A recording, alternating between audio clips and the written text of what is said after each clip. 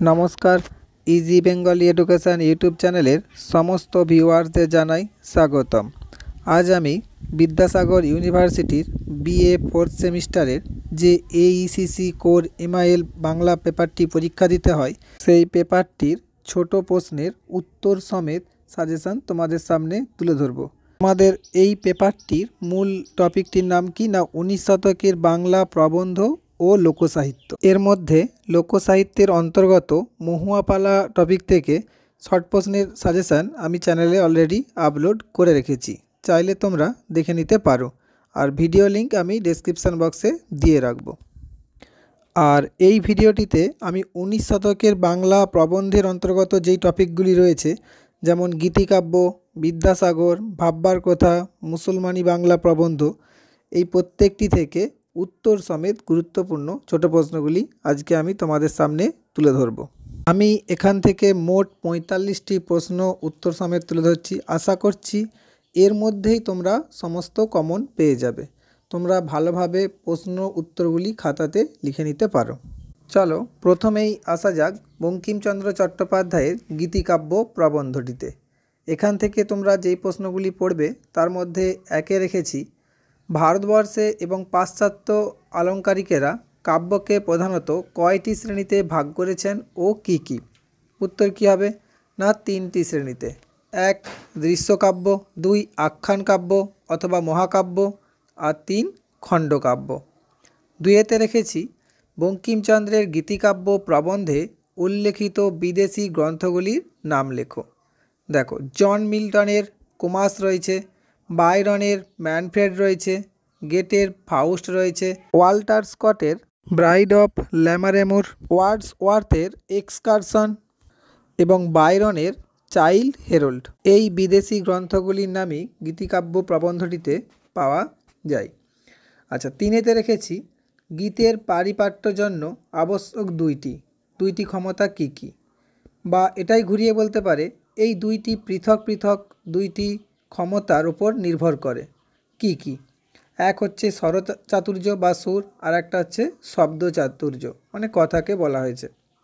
4-এতে রেখেছি বঙ্কিমচন্দ্রের গীতিকাব্য প্রবন্ধ অবলম্বনে গীত এর সংজ্ঞা লেখো।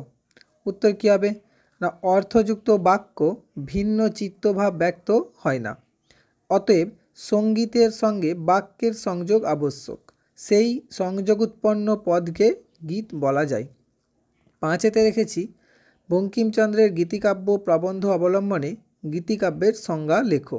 উত্তর কী হবে না গীতের যে উদ্দেশ্য, যে কাব্যের সেই উদ্দেশ্য, তাহাই গীতিকাব্য। বক্তার ভাবোচ্ছ্বাসের পরিস্ফুটতা মাত্র যাহার উদ্দেশ্য, সেই কাব্যই গীতিকাব্য। 6-এতে রেখেছি ইহাই বাঙ্গালা ভাষায় উৎকৃষ্ট গীতিকাব্য।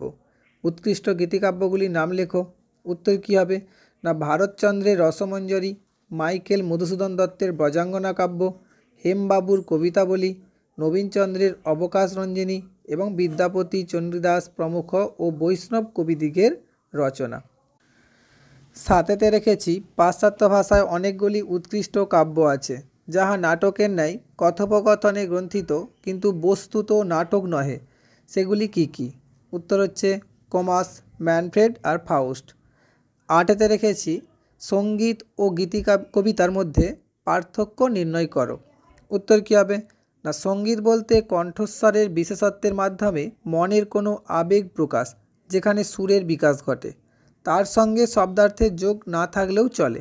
আর গীতিকাব্য হলো ছন্দময় বাক্য, যেখানে বাণী রূপ প্রধান হয়ে ওঠে। এই বাণী রূপ নির্ভর করে গীতি কবিতার রসস্ফূর্তির বিকাশের উপর। সঙ্গীতে সুরের প্রয়োজনে শব্দ নির্বাচন করতে হয়, আর গীতি কবিতায় ভাবের প্রয়োজনে শব্দ নির্বাচন ও নির্মাণ করতে হয়। 9-এতে রেখেছি অনেকে শকুন্তলা উত্তররামচরিতকেও নাটক বলিয়া স্বীকার করেন না। কেন? না উত্তর কী হবে তাদের মতে ইংরেজি ও গ্রিক ভাষা ছাড়া কোনো ভাষায় প্রকৃত নাটক নেই। 10-এতে রেখেছি গীতিকাব্য কাকে বলে, দুটি বৈশিষ্ট্য লেখো। উত্তর হবে যে কবিতায় কবি তার একান্ত ব্যক্তিগত আবেগ অনুভূতিকে এক সাবলীল ও আন্তরিক গীতিপ্রবণ ভাষায় ব্যক্ত করেন, তাই গীতিকবিতা। বৈশিষ্ট্য কী হবে না একে রেখেছি গীতিকবিতায় কবির আত্মগত ভাবের প্রকাশ হলেও তার সর্বজনীন চরিত্র বজায় থাকবে। আর দুইয়েতে রেখেছি কবির একান্ত আত্মগত মনোভাবের প্রকাশই হলো গীতিকবিতা। এই আত্মগত মনোভাবকে ভাষাগত রূপে বিশ্বাসযোগ্য হয়ে উঠতে হবে পাঠকের কাছে। 11 দাগে রেখেছি বঙ্কিমচন্দ্র চট্টোপাধ্যায়ের 4টি প্রবন্ধ ও 4টি উপন্যাসের নাম লেখো। উত্তর হবে প্রবন্ধগুলির নাম লোকরহস্য, কমলাকান্তের দপ্তর, কৃষ্ণচরিত্র, ধর্মতত্ত্ব, বিজ্ঞান রহস্য, বিবিধ প্রবন্ধ। এর মধ্যে তোমরা 4টে লিখে নেবে। আর উপন্যাস হবে দুর্গেশ নন্দিনী, যেটা 1865 খ্রিস্টাব্দে প্রকাশিত হয়েছে, প্রথম বাংলা উপন্যাস, ঐতিহাসিক উপন্যাস শ্রেণী বিভাগের মধ্যে পড়ে।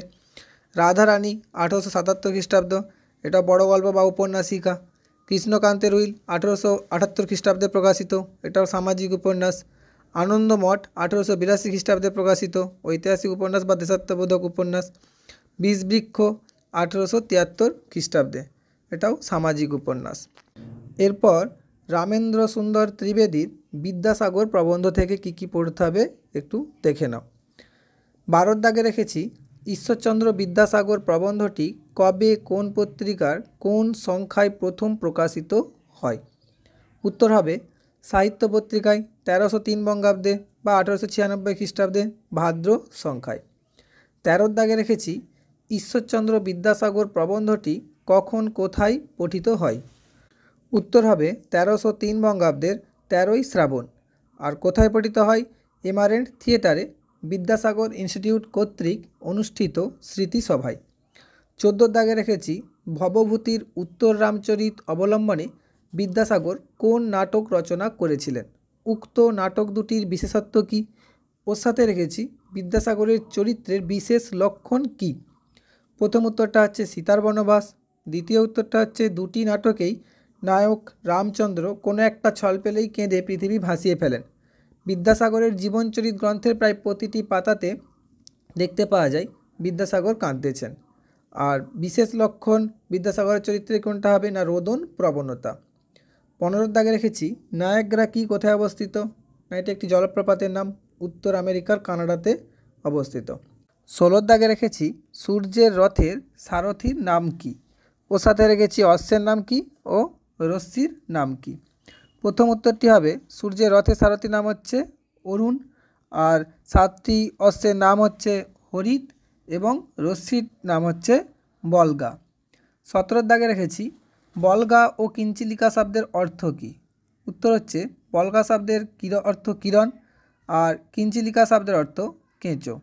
18 দাগে রেখেছি বিদ্যাসাগর প্রবন্ধটির উৎস বিচার করো। উত্তর হচ্ছে রামেন্দ্র সুন্দর ত্রিবেদীর চরিতকথা প্রবন্ধ সংকলন গ্রন্থ থেকে বিদ্যাসাগর প্রবন্ধটি নেওয়া হয়েছে। 19 দাগে রেখেছি চরিতকথা প্রবন্ধ গ্রন্থে কয়টি প্রবন্ধ স্থান পেয়েছে ও কি কি। উত্তর হলো 8টি।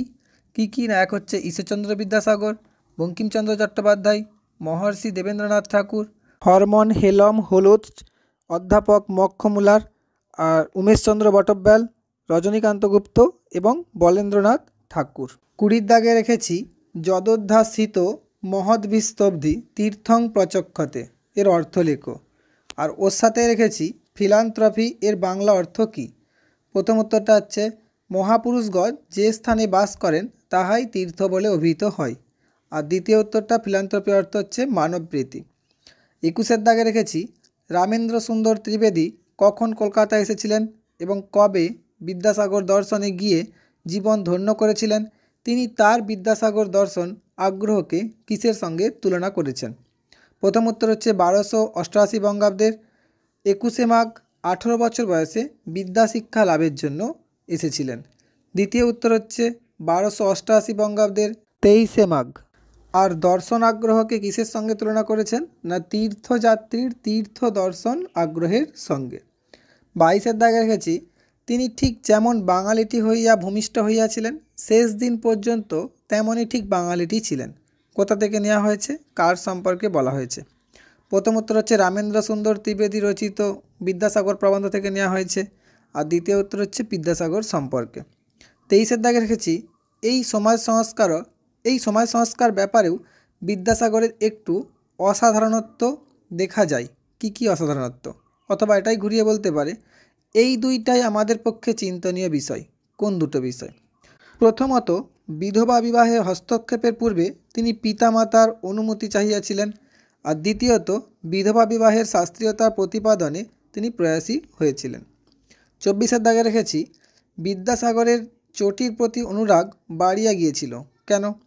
উত্তর হচ্ছে আমাদের স্বদেশের মানুষরা প্রাচীন চটি ত্যাগ করে বুট পরতে শুরু করেছিল, তা দেখেই বিদ্যাসাগরের অভিমানবশত চটির প্রতি অনুরাগ বেড়েছিল। 25 দাগে রেখেছি শরীর বিজ্ঞানে ভেস্টিজিয়াল অর্গান বলতে কি বোঝো? উত্তর হচ্ছে জীব শরীরের মধ্যে কতকগুলো অবয়ব চিহ্ন দেখা যায়, সেগুলোকেই বলা হয় ভেস্টিজিয়াল অর্গান।